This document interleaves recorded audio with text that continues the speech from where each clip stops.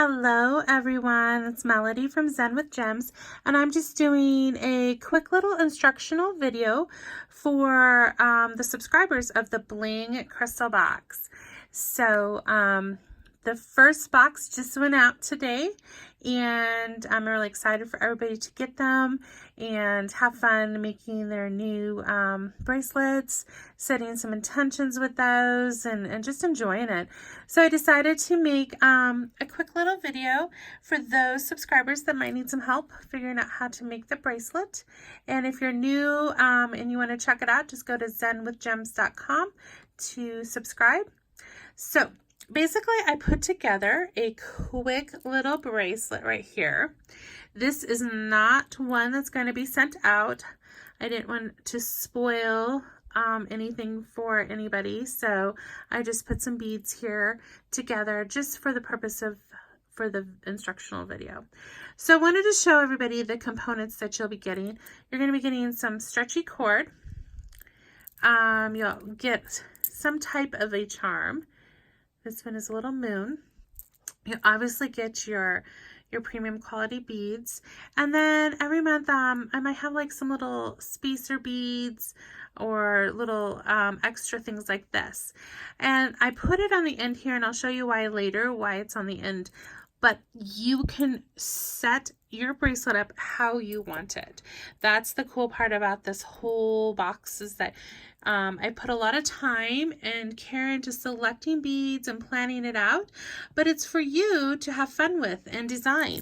So you may decide you want to do like every other color, a different pattern, or you may not want to have all the colors together like I just did here. You may want to put 3 of one color, 3 of another, and so forth. So you got to set it up what feels right to you. You also get to make it so it fits your wrist.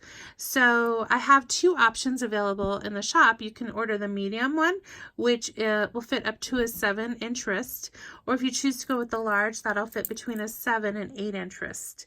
So as you're making your bracelet, you can grab it without tying it and put it over your wrist here and kind of get an idea if you got the right amount on there or what you need to do. So you may need to add more beads, or you may need to take some off if it's too loose.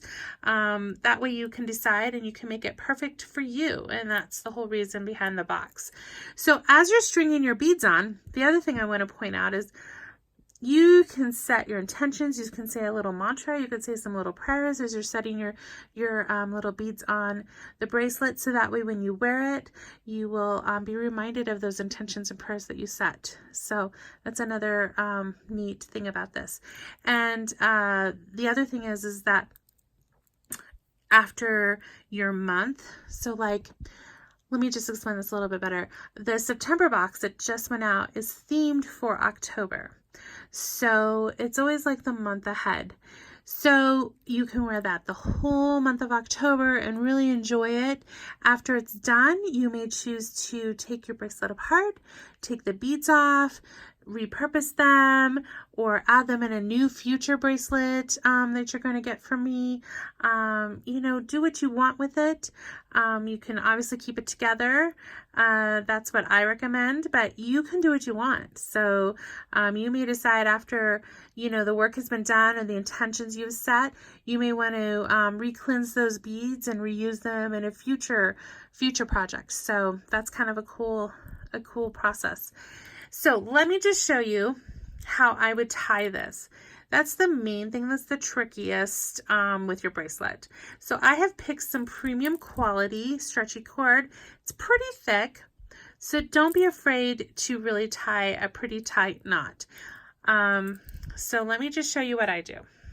So I would get them together here, and I would tie one little tight knot right here.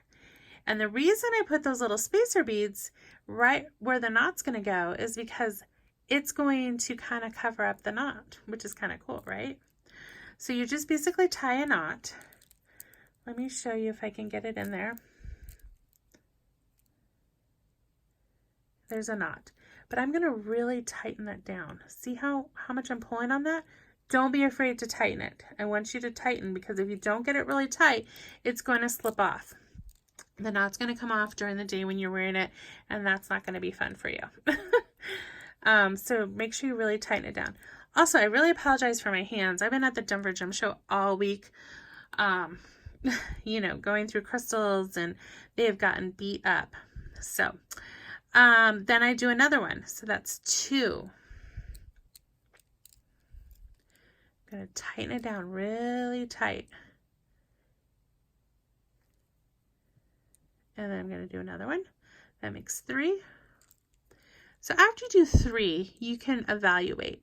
Sometimes you might feel like you want to do 4, but I recommend at least doing 3 knots. As you can see, let me get it to focus. There's a pretty good size knot there. I'm going to really just pull on it again to make sure it's really tight. And then this is where an optional process comes in. This isn't optional. We're going to cut these ends off, and I'll show you that in a second. But after I cut those ends off, I will sometimes put a little bit of super glue on the knot. So that's completely up to you. If you have some super glue, if you just stick a little bit right there on the knot, it just kind of like tightens all in, and then you wouldn't have to, you know, worry about it coming undone. So I'm going to get my scissors, and now you're not going to cut these ends too short. You don't want them right up against it, because that's not good either. So let me get it out here. That's about a good distance. I don't know if you can see that. There we go. It's kind of hard to do this on camera like this. So I got one end done.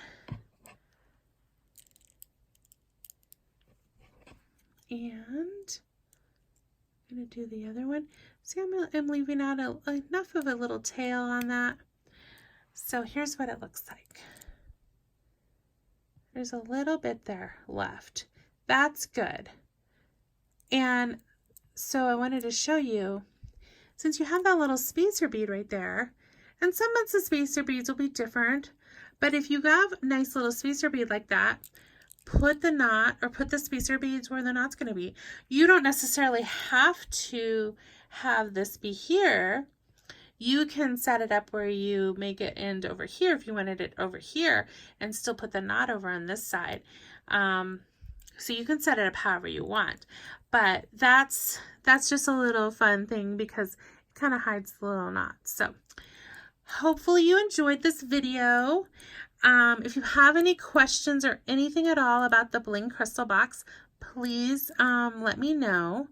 I just wanted to make a quick little instructional video for those of you that might have questions.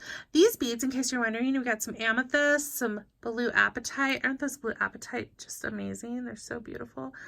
Some black tourmaline, and one little rainbow moonstone bead there. So I thought that was really pretty. Also, when you've made your bracelet, please share it. Share it on social media. Please use the hashtag #BlingCrystalBox and make sure to tag Zen with Gems.